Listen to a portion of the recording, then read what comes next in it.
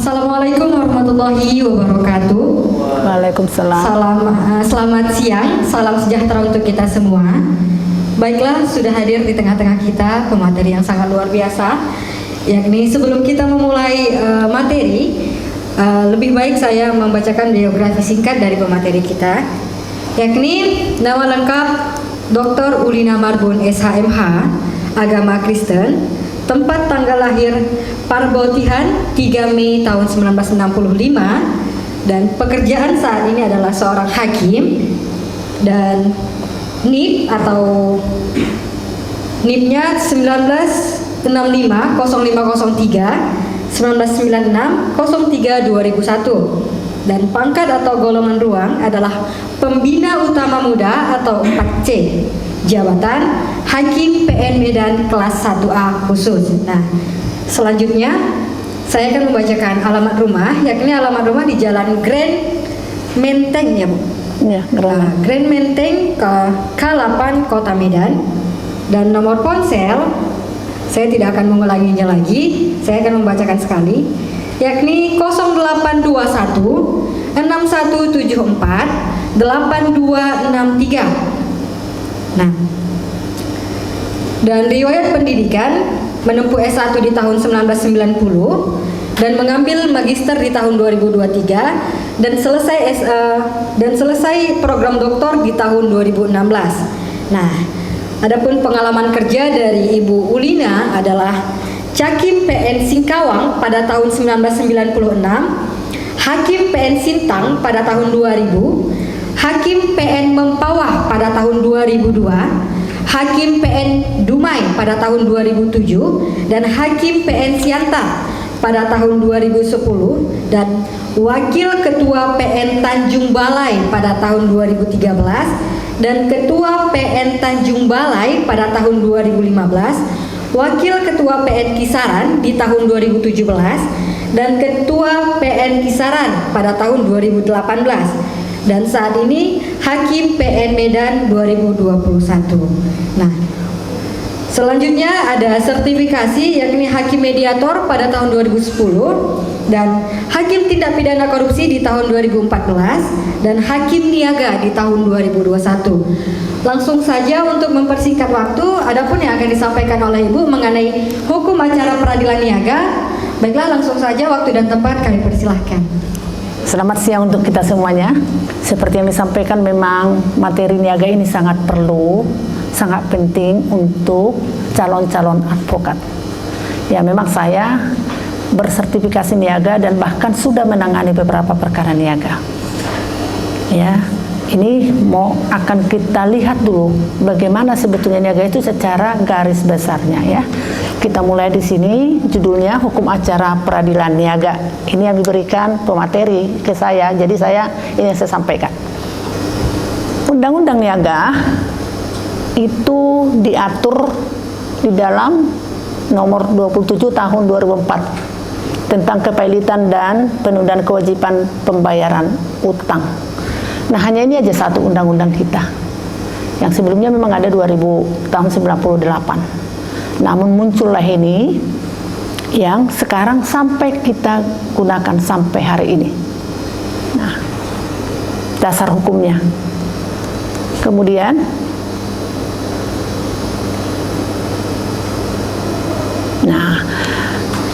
Pengadilan Niaga di Indonesia sesuai dengan Kepres 97 tahun 99. Aku berdiri lah ya.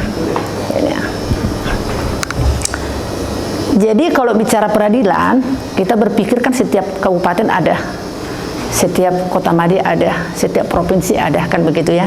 Tingkatannya peradilan umum atau tingkat 1, tinggi, baru Mahkamah Agung. Tapi ini peradilan niaga ini agak unik. Tidak semua provinsi memilikinya. Hanya 5 di Indonesia berdasarkan Kepres.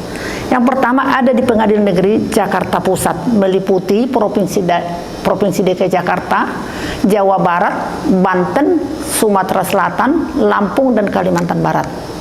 Lucunya Kalimantan itu banyak, tapi masuk ke sini Kalimantan Barat. Di mana Kalimantan Selatan? Ya kan gitu nanti, di mana Kalimantan Timur? Nah, ini udah dibagi ini oleh Kepres. Terus kemudian Pengadilan Negeri Makassar meliputi Provinsi Sulawesi Selatan, Sulawesi Tenggara, Sulawesi Tengah, Sulawesi Utara, Maluku, dan Irian Jaya. Nah, kemudian ada Pengadilan Niaga Semarang, Provinsi Jawa Tengah, dan Daerah Istimewa Yogyakarta. Sedikit ya mereka. Terus kemudian Pengadilan Surabaya, Niaga ini salah ketik. Pengadilan Niaga Surabaya meliputi Provinsi Jawa Timur, Kalimantan Selatan, Kalimantan Tengah, Kalimantan Timur, Bali, Nusa Tenggara Barat, dan Nusa Tenggara Timur. Masuk ke situ sebagian besar Kalimantan. Terus Pengadilan Niaga Medan, kita di sini, daerah mana saja? Yaitu Provinsi Sumatera Utara seluruhnya, Riau, Sumatera Barat, Bengkulu, Jambi, dan daerah Istimewa Aceh. Nah, hanya 5 ada pengadilan di Indonesia ini. Cuma kalau saudara advokat sama dengan yang lain, nanti di seluruh Indonesia kalian bisa bersidang, ya kan? Kita teruskan. Nah, tujuan kepailitan itu sebetulnya apa? Dulu nggak ada ini, karena materinya ini utang, kan sudah ada uang prestasi, sudah ada gugatan sederhana, ya kan? Kenapa ada lagi kepailitan ini? Kan menyangkut utang juga. Nah, tujuannya bagaimana? Untuk menghindari perebutan harta debitur. Kalau ketika dikatakan pailit, oh ini saya punya, nggak bisa. Jadi harus diatur. Terus bagaimana? Untuk menghindari adanya kreditur pemegang hak jaminan semena-mena menjual tanpa memperhatikan kreditur lain. Jadi ketika ada pengusaha ini yang mau dipailitkan, adalah beberapa krediturnya seperti dijaminkan di bank A, di bank B, di bank C. Mereka langsung semuanya menjual tanpa memperhatikan kreditur-kreditur yang punya piutang kecil-kecil. Seperti ada pembayaran barang atau jasa atau apa, tidak dapat. Karena apa? Si kreditur lain ini yang disebut dengan bank-bank ini berebut, itu dihindari, akhirnya nanti teratur dia. Nah, kemudian untuk menghindari adanya kecurangan oleh kreditur dan atau debitur, mereka pura-pura sudah bayar, pura-pura tidak banyak utang, tahu-tahu nggak ada, ini terhindar karena ada pihak ketiga di sini disebut dengan kurator. Jadi ini tujuannya kepailitan. Terus bagaimana dengan PKPU-nya? Ini kan pailit ini bangkrut ini. Bagaimana dengan penundaan? Kewajiban ini diajukan oleh debitur untuk mengajukan rencana perdamaian yang meliputi tawaran pembayaran sebahagian atau seluruh utang kepada kreditur. Asetnya hanya 150 miliar. Kemudian ini tagihan ini kan naik terus, dia minta ke pengadilan. Seperti dia ada orang Pekanbaru, misalnya sawit kemarin tidak berproduksi atau harganya bagaimana, dia minta aja laporkan aja ke Pengadilan Niaga Medan melalui advokat. Saya dipailitkan saja. Kalau udah pailit bagaimana? Tagihan itu tidak naik lagi, tidak berjalan, berhenti di situ. Yang tadinya berbunga terus nggak berhenti. Karena apa? Sudah diverifikasi semua, sudah didaftar semua utang-utang itu. Sama juga dengan PKPU, jalannya seperti itu. Cuma kalau PKPU ini, si pemohon bisa dia sendiri, saya di PKPU kan aja lah dulu saya, atau si kreditur. Terus bagaimana? Utang tetap dia berhenti di situ, tetapi dia boleh konsen. Dia bekerja terus ini perusahaan. Dia akan dicicil. Dia belum ditunjuk di situ orang ketiga sebagai pengurus, bukan sebagai kurator. Nah, beda pengurus dengan kurator. Begitu PKPU nanti kita tetapkan, adalah saudara-saudara ini sebagai kurator itu ya udah bersertifikat lah. Jadi pengurus di PKPU namanya, di kepailitan kurator, tapi sebetulnya mereka itu sertifikasinya adalah kurator. Nah, jadi kalau pengurus dia hanya mengamati, membuat proposal untuk bagaimana utangnya. Kalau tadinya ada utangnya 5 miliar katakan, ada krediturnya sekitar 50 orang. Masukkan semua tagihan-tagihannya, kan ya kan? Lalu dimasukkan si kreditur, si debitur inilah proposalnya, tolonglah. Memang udah jatuh tempo semua utang-utang ini, berikan dong waktu saya 5 tahun lah, kan gitu ya. Jadi semacam negosiasi di situ. Makanya kok saudara sering baca itu seperti Garuda, kan di PKPU kan berapa lama dia mencicil utangnya? 24 tahun. Daripada nggak dibayar, kan udah banyak di PHK. Nah, sama dengan ini. Jadi tujuannya adalah supaya ada restrukturisasi utang. Berapa tadinya? Di sini 1 miliar, di sini 300 juta, di sini 10 juta, di sini. Bagaimana caranya? Oke, masing-masing saya bayar itu semua dari utang itu, katakanlah bulan pertama 20%. Bulan ke-6 20%. Bulan 12-nya 20%. Kan habis lama-lama. Tapi sama. Itulah yang kita nego. Jadi begini, kalau begitu saya 20%. Oh, saya tidak mau 60%. Oh, saya 55%. Nggak bisa. Itulah di pengurusan itu. Sehingga dia sama. Persentasinya semua. Oh, saya punya tagihan tadinya 10 miliar, kalau dibagi 20% berapa ratus juta lah. Oh, ini hanya 10 jutanya utang saya, piutang saya, 10% berapalah. Kan gitu kan? Jadi diambil dari induknya masing-masing berapa persen. Disitulah pengurus bernegosiasi melalui pengurus. Jadi ada tawaran. Namun sebelumnya ada juga pendaftaran utang itu berapa. Diverifikasi dulu berapa utang yang sebenarnya, baru dibikinlah tagihan tetap.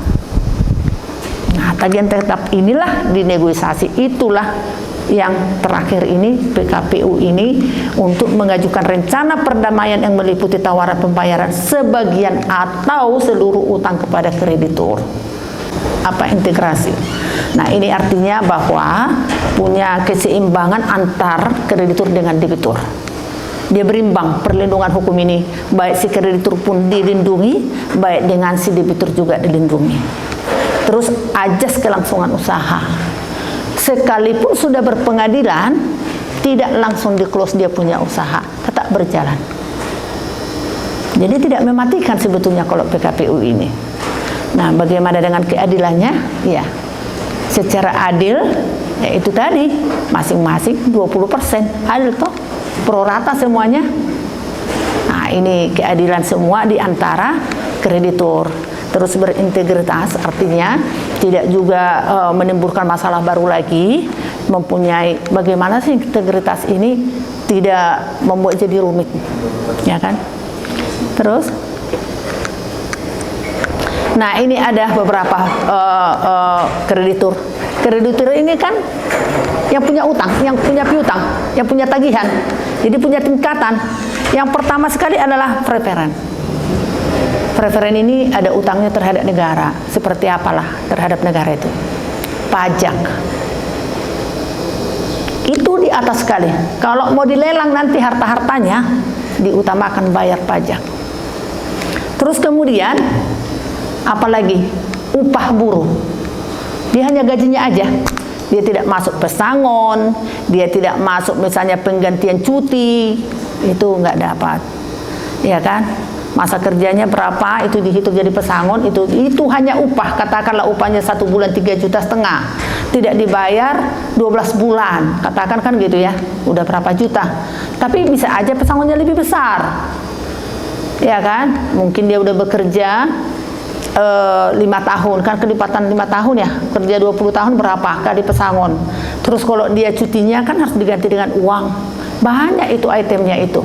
Itulah yang preferen. Yang bukan preferen yang tadi. Yang pertama itu adalah upahnya atau gaji pokoknya.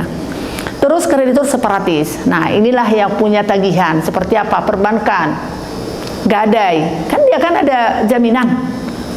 Nah, ini nomor 2 ini separatis.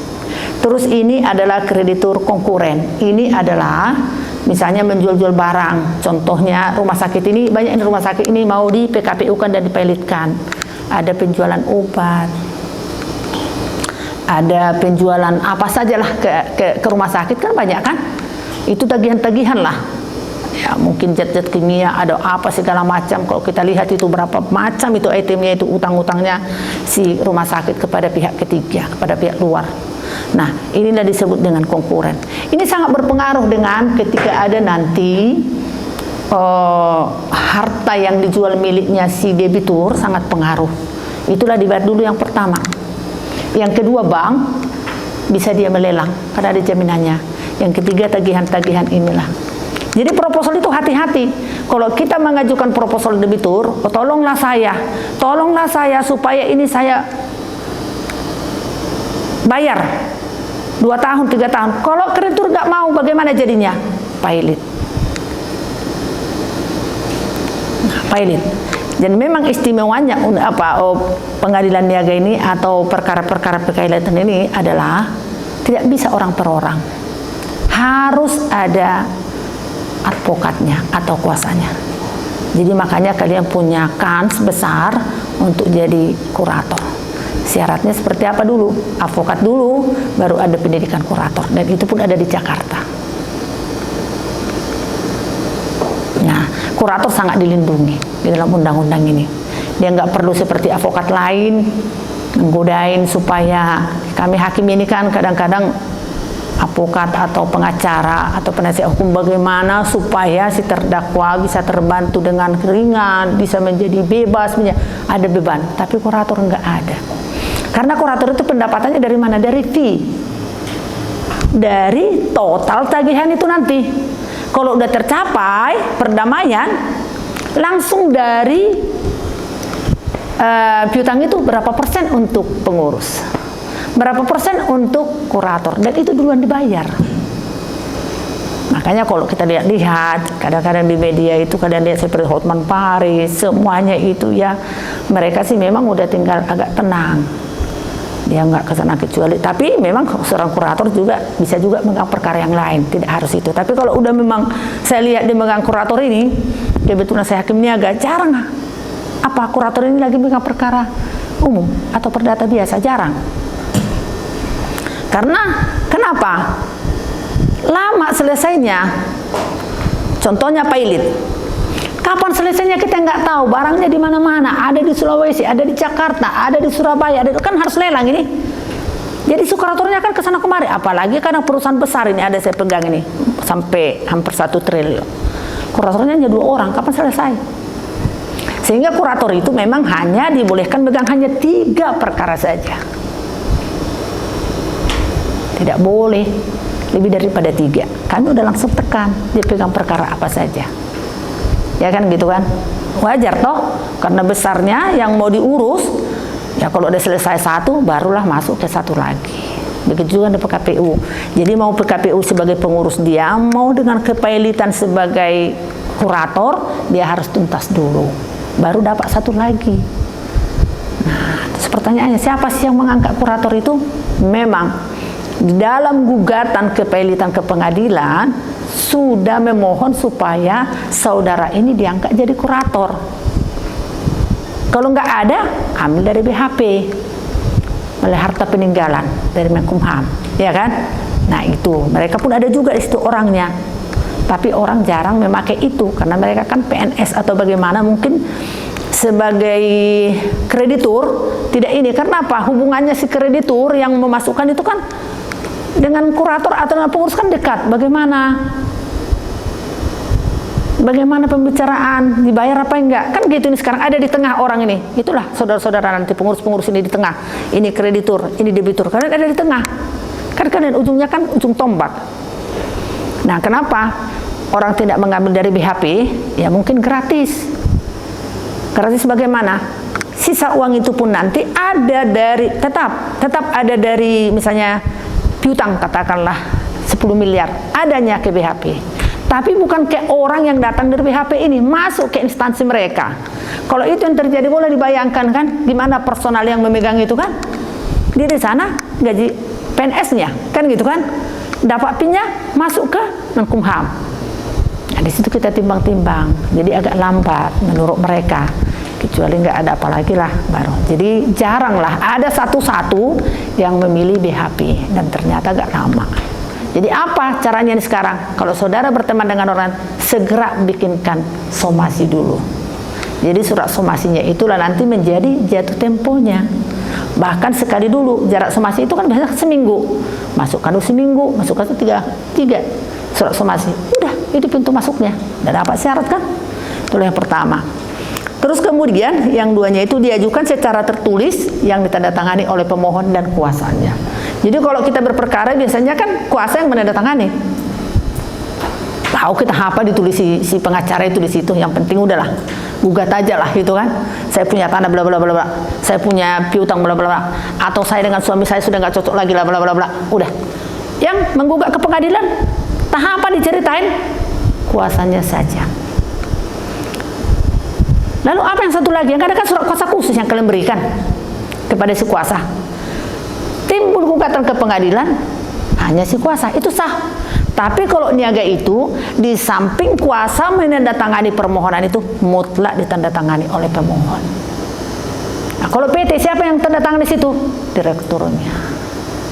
Ya kan? Kalau saya harus ada di situ, walaupun kuasanya bisa sampai 20 orang. Saya harus ada di kuasa itu.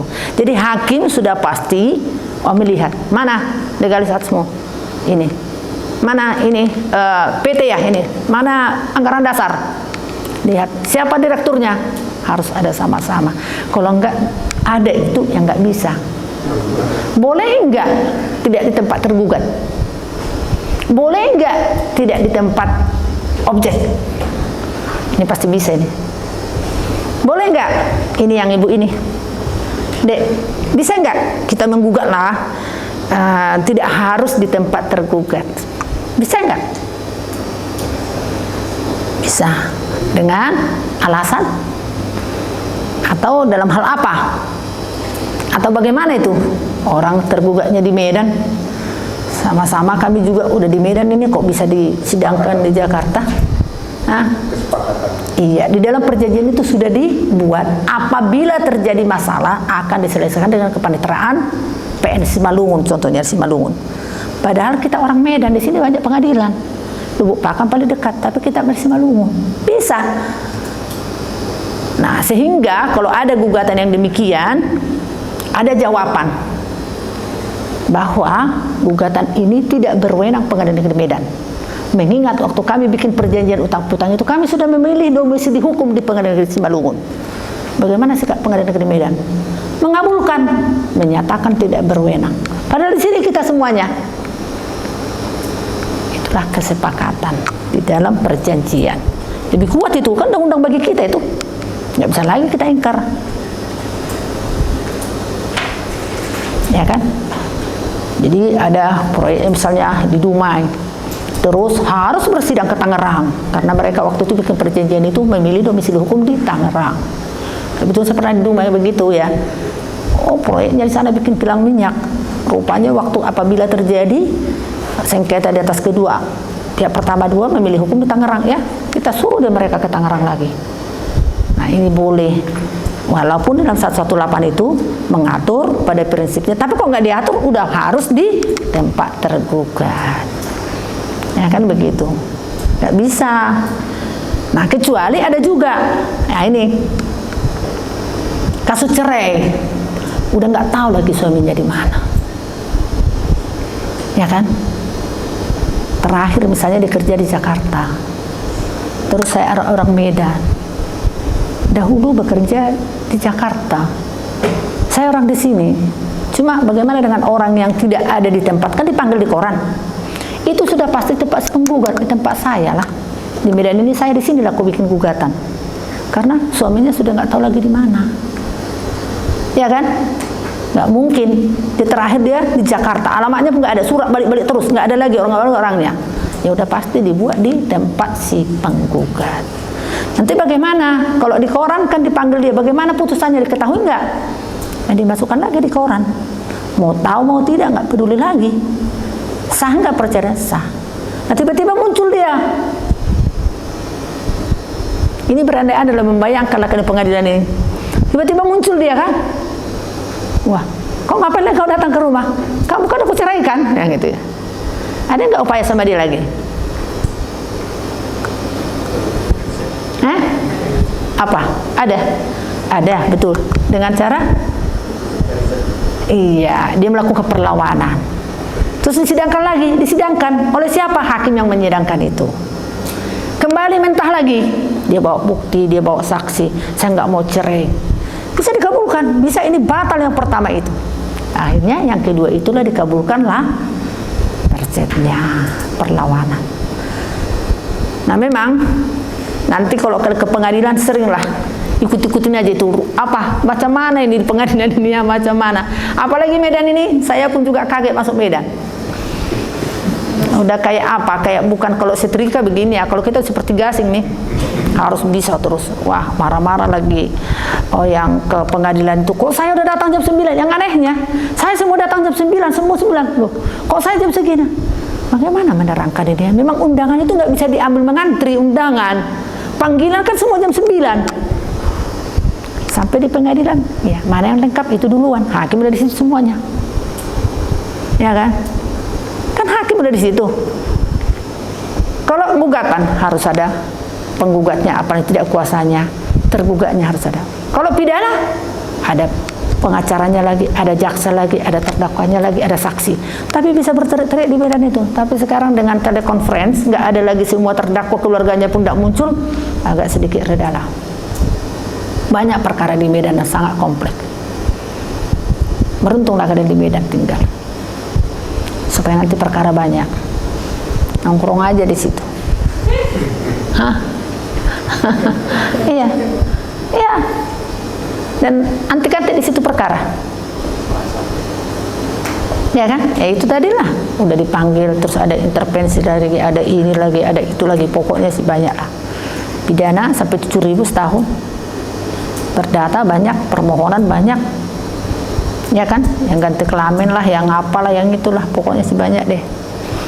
Di mana nanti bedanya dengan perkara biasa? Kalau perkara perdata biasa udah bisa membayangkan kan? Coba siapa yang bisa dulu alurnya perkara perdata biasa pemeriksaannya?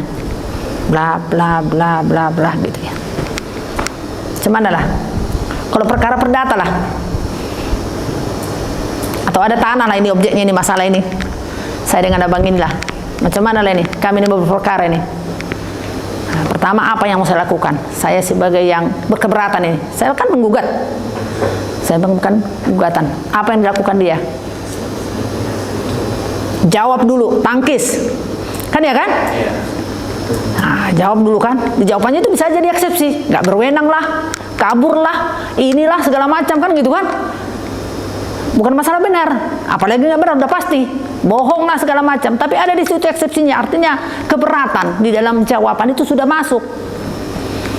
Nah, atau ada lagi yang lebih kompleks. Saya menggugat dia dengan cara minta supaya diberhentikan tindakan provisi, kan ya kan? Kutumpangi di dalam gugatanku itu supaya majelis, karena dia membangun terus di situ, gugat dia dinyatakan membuat melawan hukum, dibikinlah profesi, berhentikan dulu apa itu semua kegiatan. Terus dia jawab.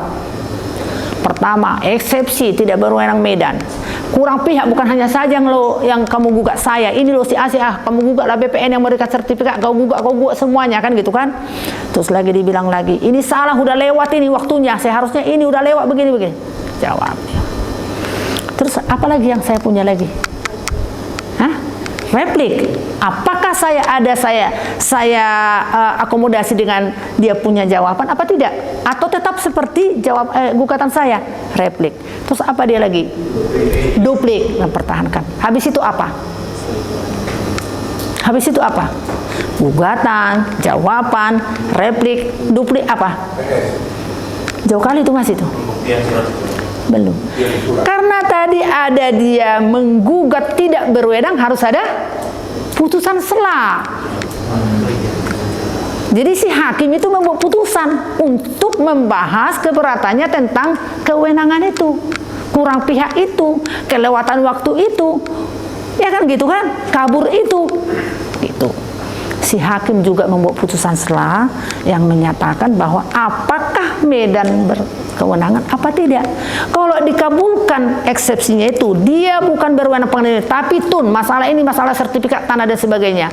Kalau itu sudah dikabulkan dia jawabannya itu dengan dupliknya itu, berhentilah perkara. Dah, memang nggak berwenang. Stop. Dalam eksepsi, mengabulkan eksepsi dari tergugat, membayar biaya perkara oleh si penggugat, karena kamu udah perkarakan orang, kamu bayar biaya perkara sampai di situ. Nah, satu sisi, kalau eksepsi nggak ada dia keberatannya nggak ada, eksepsinya nggak ada, hanya jawab, replik, duplik. Habis itu apa? Berarti nggak ada putusan sela kan? Nah baru apalah? Iya.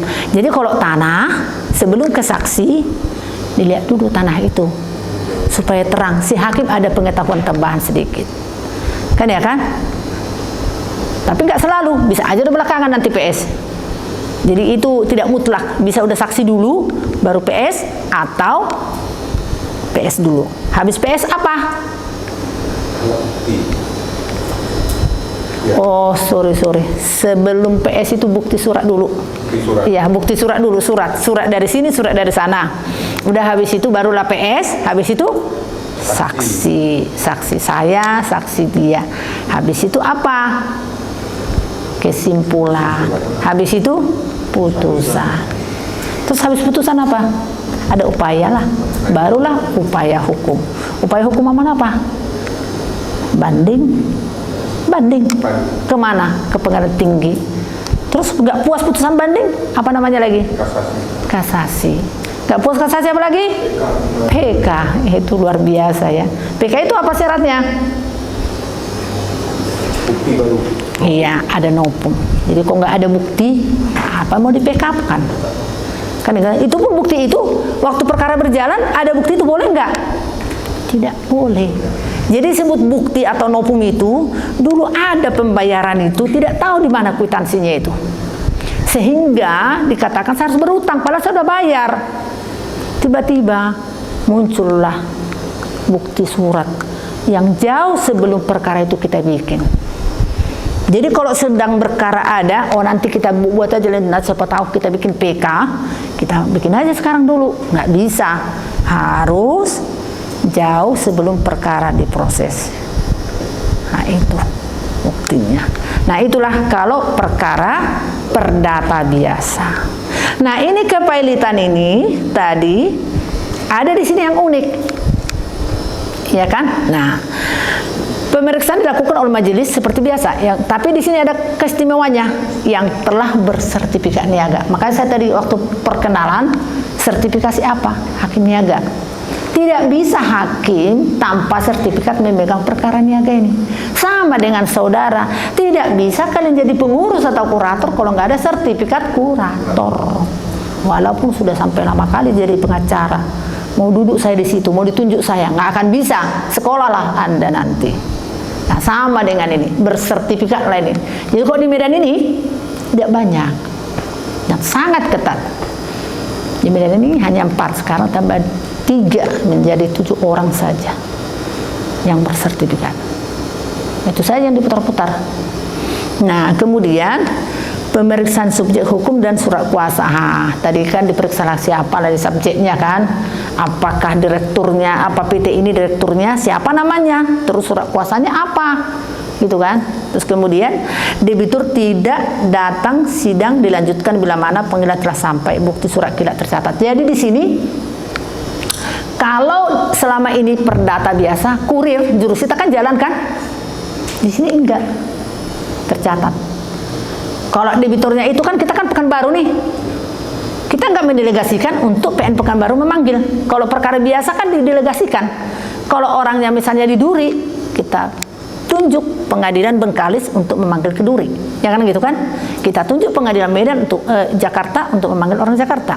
Tapi kalau ini nggak langsung, pakai surat, tong, tercatat.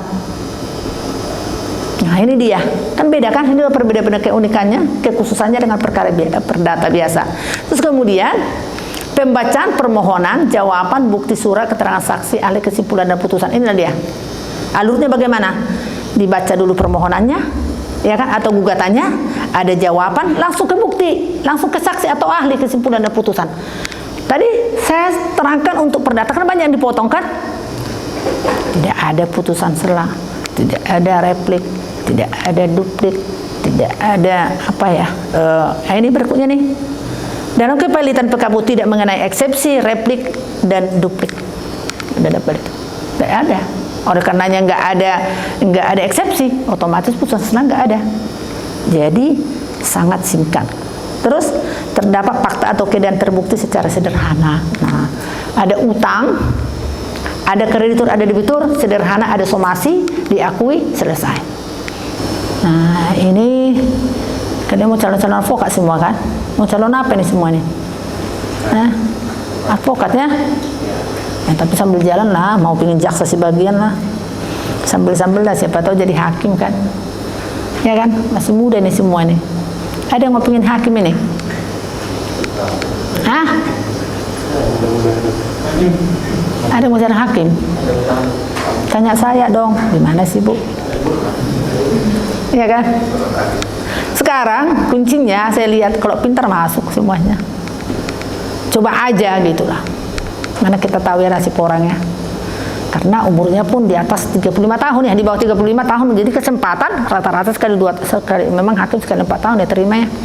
Lama-lama soalnya karena pensiun hakim pun lama 67 tahun. Jadi susah untuk mengurangi jumlah hakim yang ada itu kan gitu kan. 67 tahun jadi hakim agung jadi 70 tahun kan gitu kan. Ya penerimaannya sangat ketat. Artinya coba-coba aja lah. Nah, oleh karenanya begitu ya. Siapa sih yang berperan di dalam pengadilan niaga ini? Kan gitu kan? Di pengadilan sendiri yang mau kita itu kan ini. Nggak ada orang luar di sini. Jadi yang berperan itu kalaupun orang luar apa? Kurator, advokat. Debitur, kreditur kan itu kan. Ada jaksa, ada polisi, nggak ada itu. Ya, karena masalah harta, perdata murni nih.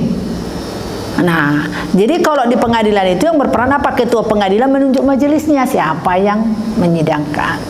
Terus panitera menunjuk panitera penggantinya dan jurusitanya, ya kan? Memang tadi di mana fungsi jurusita ini lagi? Kan tidak ada kurir. Kalau tadi kan disimak kan pengadilan itu kan ada jurusita mengantar surat itu kan? Toko. Di mana kalau begitu kok ada lagi ini Bu?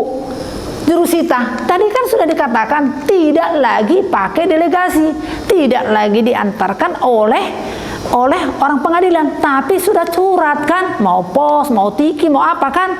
Di sini memang tetap mereka yang ngeposkan, tapi dia tidak jalan lagi, nggak gedor-gedor, ya kan? Jadi si panitera pengganti juru tulisnya apa yang terjadi di pengadilan bla bla bla atau tidak hadir, panggil ya, kita bilang oleh jurusita, sini kamu poskan ini cepat, panggilkan melalui tiki, poskan ini JNE harus sampai 3 kan gitu kan, atau ini masukkan di koran. Inilah si jurusita yang kerja,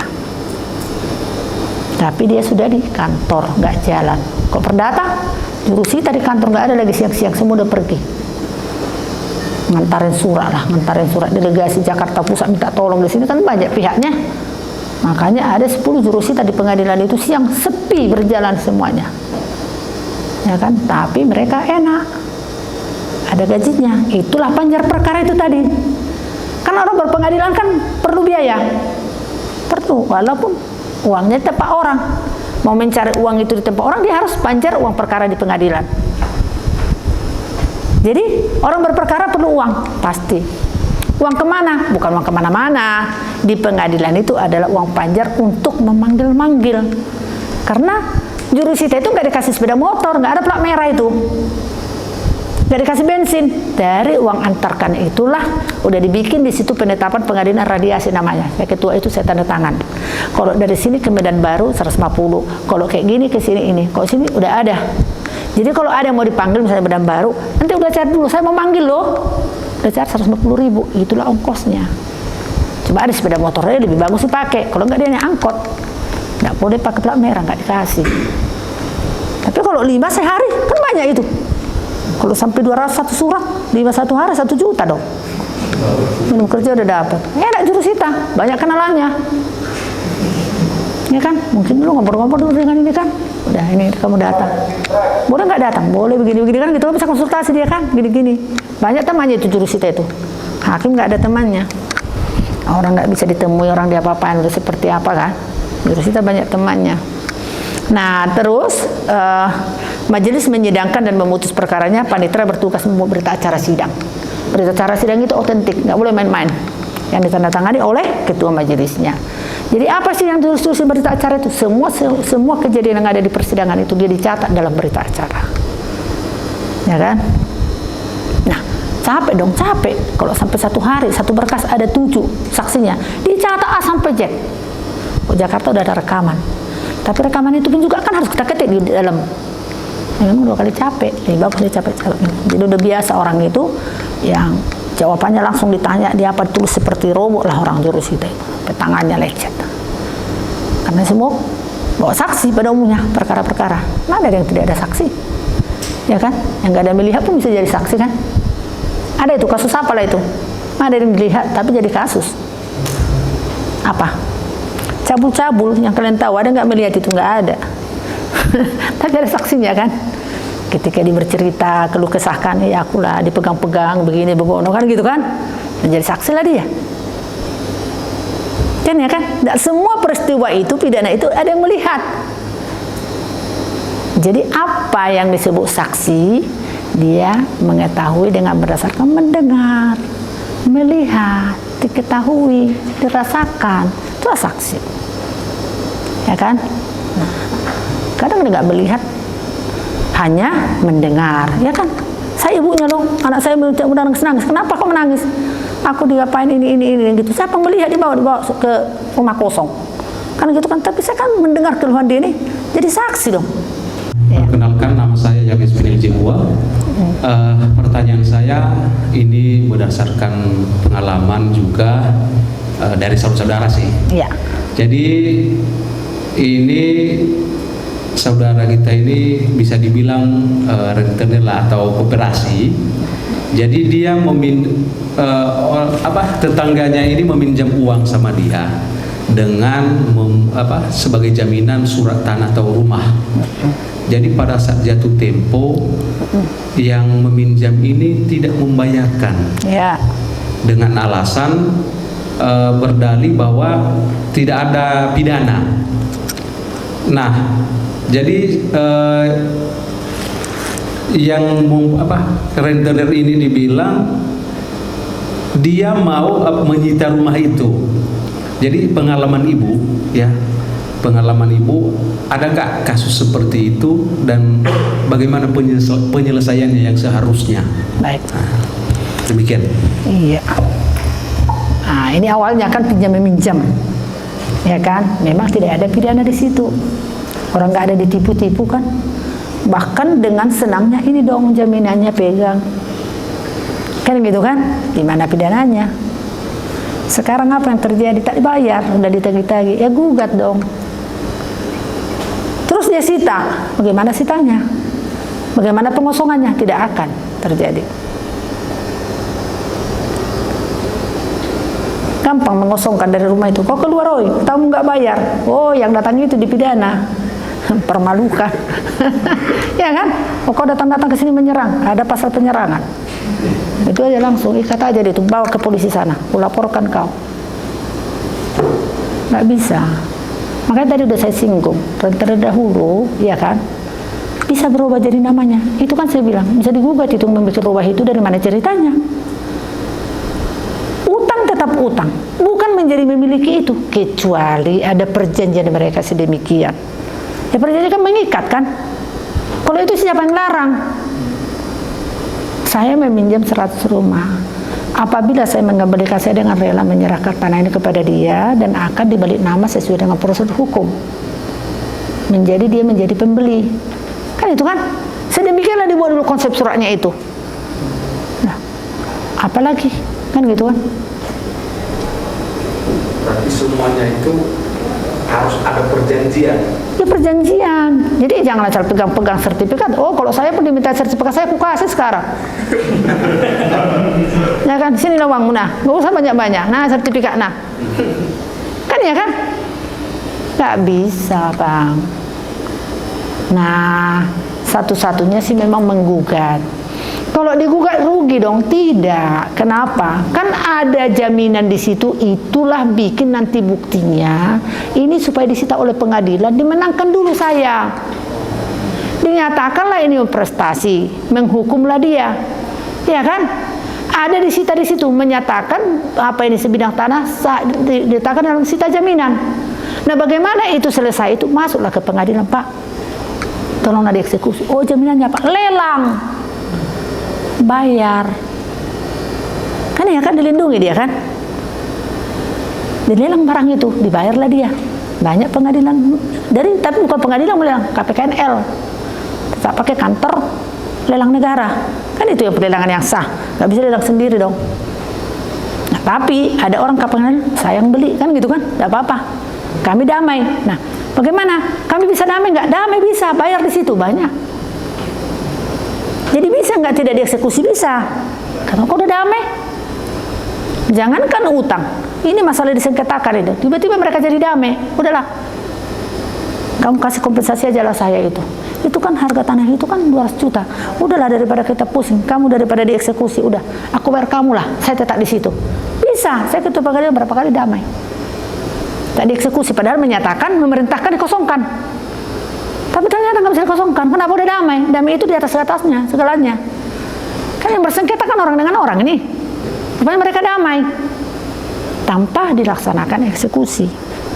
Nah, jadi begitu memang kalau itu jadinya ya nggak bisa dia mengusirnya pergi terus juga menjadi miliknya, nggak bisa. Itu tadi aku bilang nggak bisa.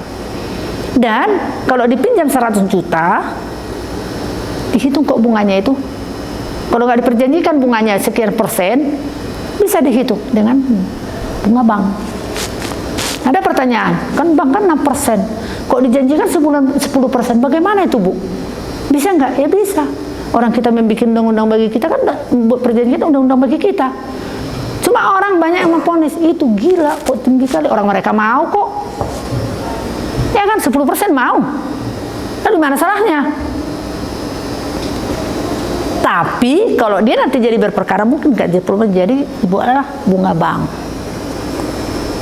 Jadi kalau mau orang mau 10% pun kita di luar mau keberatan nggak bisa. Kok mereka mau sama mau dan berjalan. Ya kan?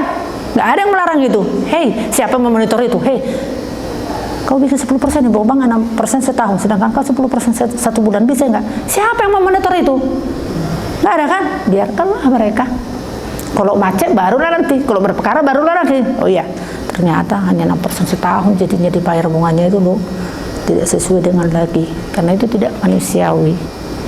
Jadi tidak manusiawi itu pun sepanjang tidak dibawa ke ranah hukum, tidak bisa kita singgung. Ya kan? Polisi nggak ranahnya polisi, itu mana ada polisi menyinggung-nyinggung masalah bunga perjanjian? Nggak ada kan? Ya udah, rasakan aja terlalu tinggi. Kalau ya ada pintar, nggak usah kau bayar, nanti sampai berperkara itu lagi, ada lagi kayak gitu, ujung-ujungnya apa?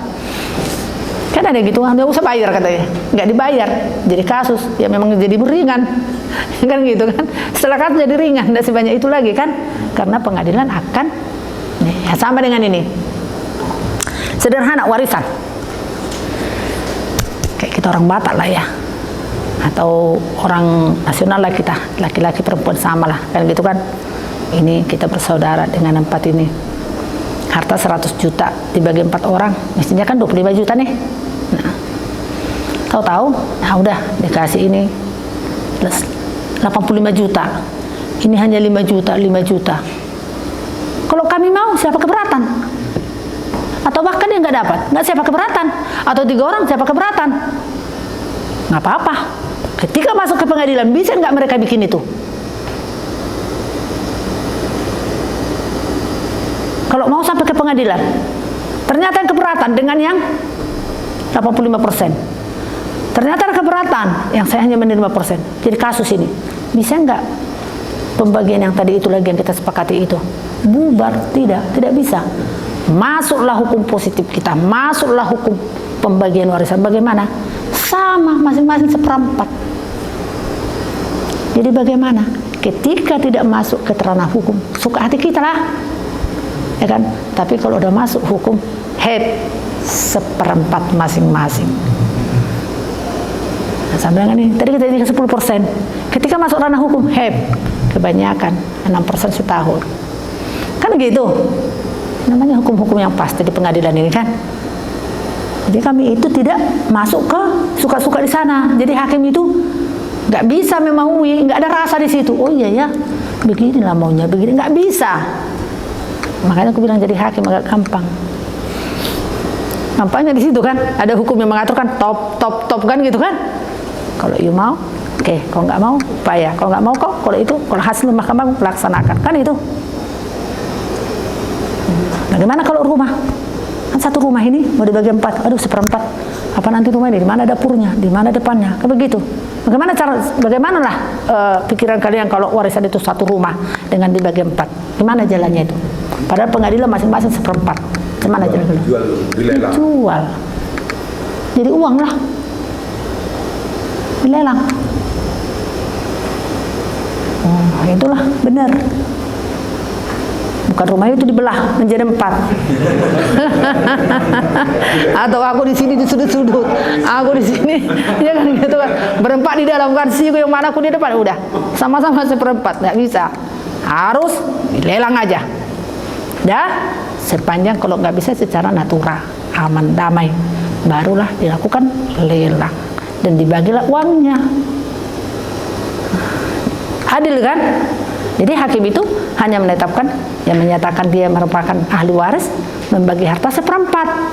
Hakim itu tidak membuat misalnya rumah masing-masing nanti bagian seperempat, terus ladang seperempatnya, enggak. Masing itu aja ponisnya. Seperempat, kita lelang masing-masing. Mau rumah, mau sepeda motor, bagaimana bagi seperempat motor? Sepeda motor kan, contohnya itu asetnya kan, itu yang menjadi warisan orang tua ini kan ada sepeda motor, ya kan? Ada rumah, ada ladang, kan gitu kan? Macam mana bagi sepeda motor ini? Ini lelang lah semuanya, uang lah yang dibagi. Dalam misalnya ada kasus COVID-19 kemarin kan, jadi karena kan vote itu kan disetujui oleh kreditur. Apabila beberapa kreditur itu diintervensi gitu, misalnya diintervensi oleh kreditur lain gitu, apakah dari pihak pengadilan niaga gitu, apa ada kontribusi atau gimana?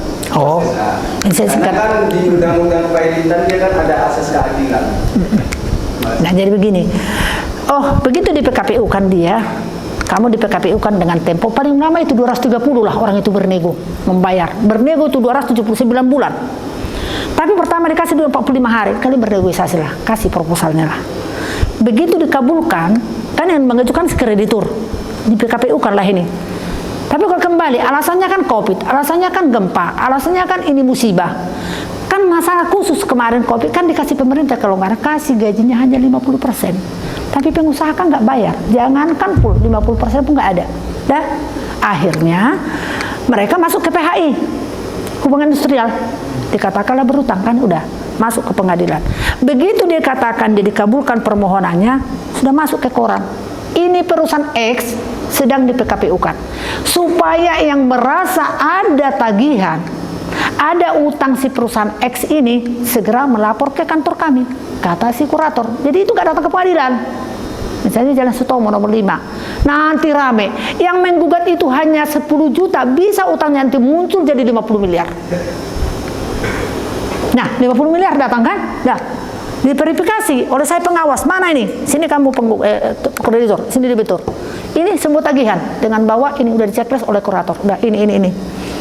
Kamu setuju? Setuju. Udah, selesai setuju. Saya sebagai pengawas bikin lagi daftar tagihan tetap. Sudah tetap terhadap ini. Dah, nego. Tak dapat hasilnya, nggak mau. Apapun dibilang nggak mau. Jatuhlah pilot. Setelah pilot, ya kan? Tidak ada di situ lagi dame-dame. Langsung beres, langsunglah muncul si kurator itu, pasang bodi, plang semua, sita umum semua harta si perusahaan. Tapi dibuka lagi kerannya untuk datang lagi tagihan baru, diumumkan lagi. Nah, pertanyaannya, kalau nggak didaftar masih bisa nggak? Aku kan kreditur, saya kan nggak daftar. Selamat tinggal. Makanya koran itu sudah memanggil semuanya. Makanya media itu adalah media nasional, biasanya bisnis, sudah biasa orang membaca itu, atau koran lokal, atau lokal apa di sini, Tribun, supaya menghindari mahal. Kalau misalnya kita pakai bisnis itu satu kali umumkan berapa? 20 juta. Ya kan? Kalau lokal bisa 3 juta, diambillah pembanding. Jadi biasanya 30 juta harus untuk ke situ biaya habis. Diduluannya oleh si kreditur. Siapa? Si kurator. Kurator itu ada bermodal. Jadi semua biaya itu si kurator membiayai dulu. Nanti setelah ini dilelang, adalah disisihkan untuk bayar dia. Sekian persen lah dari piutang ini. Ya pertanyaan bagus tadi, kalau misalnya berapa sih, dari mana sih kurator itu gajinya atau pengurus? Kapan pengurus itu dah? Begitu PKPU damai antara kalian dengan saya sebagai kreditur ini, wah tagihannya 50 miliar, 5% dari sini. Itu pengawas memegang, wah kamu dapat 5% dari piutang. Makanya kurator udah enak-enak. Makin banyak yang mendaftarkan, mungkin 100 miliar, 5% dari situ udah berapa? Kerja nggak dia? Kerja, tapi perlu nggak akut-akut? Nggak perlu, udah pasti. Makan dia duluan dibayar, ya kan? Bayar dulu dia. Jadi kalau damai dia, ada pasal 285, apabila tidak berdamai dengan pengurus, maka tidak dihomologasi, tidak didamaikan. Jadi dia sekarang si debitur ini belum memikirkan kreditur-kreditur yang banyak ini, harus memikirkan juga pengurus. Bahkan dia udah terima dulu mau berapa persen, kita nego lah pengurus itu dengan saya. Udahlah 2% lah kata dia, saya 5% dong. Sampai majelis menetapkan berapa persen, diambil dari sana sini, ya udah itu duluan dibayar dulu. Jadi di penetapan itu nanti pernyataan damai sudah ada, dengan biaya pengurus sudah ada, semua clear. Nah ya, jadi kalau di luar itu nggak lagi, oh saya ini terlambat ya gimana ya, aduh gimana ya, nggak bisa. Kamu gugat lah nanti di samping di luar dengan dia. Kalau PKPU, karena PKPU kan nggak tutup perusahaannya. Tapi kalau pilot bagaimana? Si kurator lah menimbang, kamu masih bisa masuk apa enggak? Gitu ya. Oke. Oke, baiklah, karena waktu kita sudah hampir menunjukkan pukul 4, Iya. maka kami ucapkan terima kasih banyak kepada Ibu yang sudah memberikan materi dan juga arahan di sesi hukum niaga, dan semoga apa yang disampaikan memberikan manfaat dan keberkahan bagi kita semua. Demikian saya moderator mengundurkan diri dari hadapan Anda. Assalamualaikum warahmatullahi wabarakatuh dan selamat sore. Iya, jadi kita foto bersama dong. Iya, Bu. I know